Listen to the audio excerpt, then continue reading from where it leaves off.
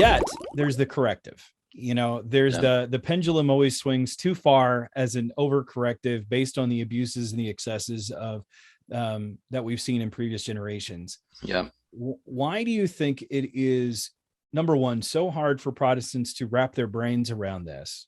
Number one. And number two, how do we really help people see this as not just a corrective, but really, and not just essential, because it's not salvific per se.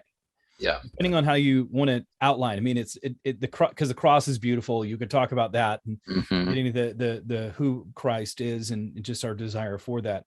But how do you help someone who is, again, just trying to understand how to get, how to help someone see Jesus in the middle of all this? Because it can be a great evangelistic tool.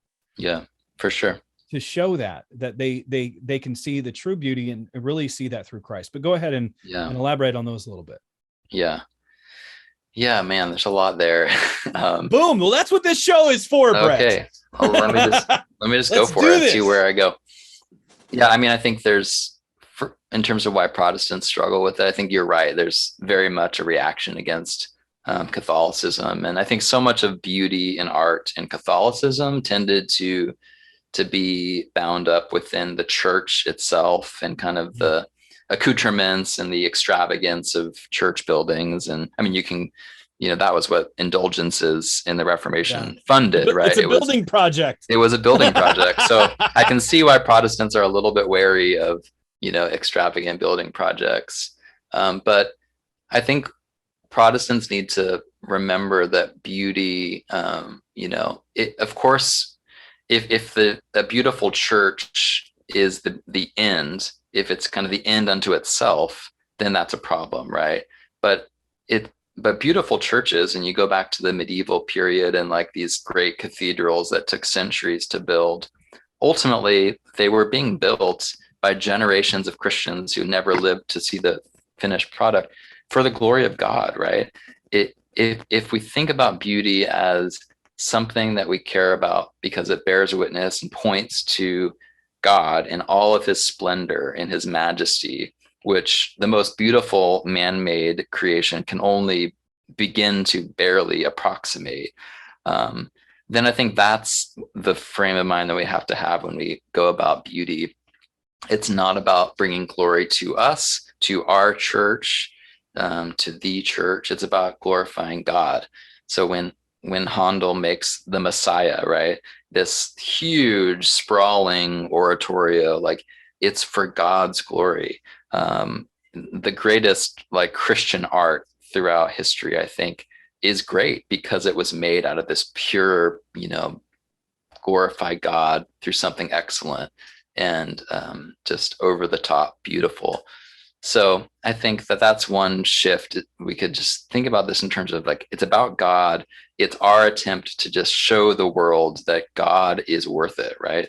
When I went to Barcelona a few years ago, I went to La Sagrada Familia, which is this cathedral that this famous Spanish architect, Gaudi, he designed it back in the 1800s, and they started building it in the late 1800s. I want to say like 1885 or something. They started building it, and it's still under construction, right? 150 or whatever years later, they're still not done with it. And every year they make a little bit more progress.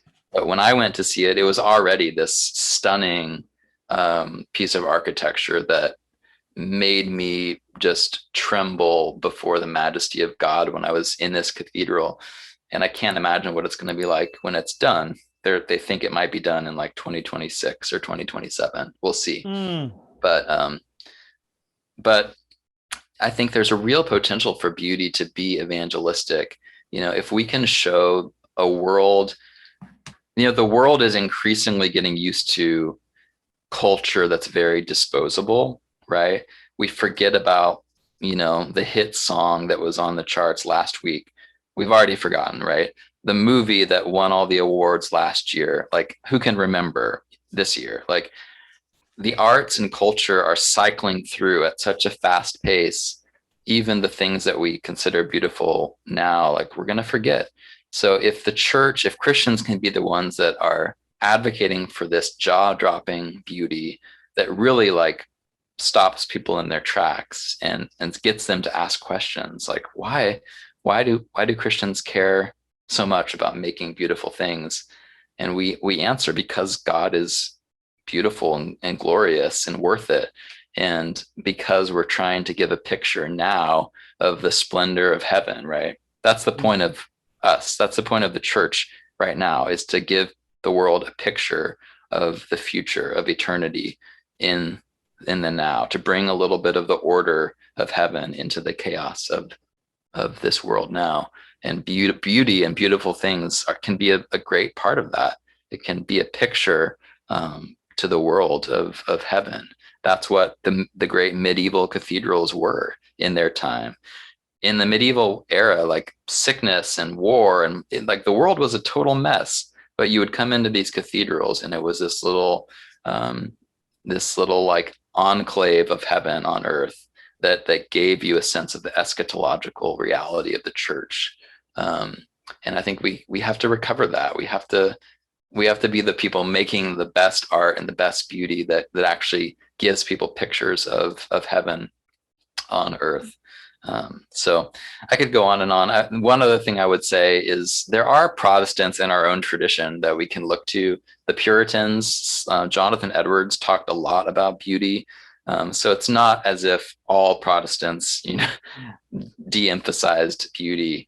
I think if you look within our own tradition, there are plenty of people who thought a lot about the role of beauty. And so I drew from Jonathan Edwards quite a bit when I was researching and writing the beauty chapter.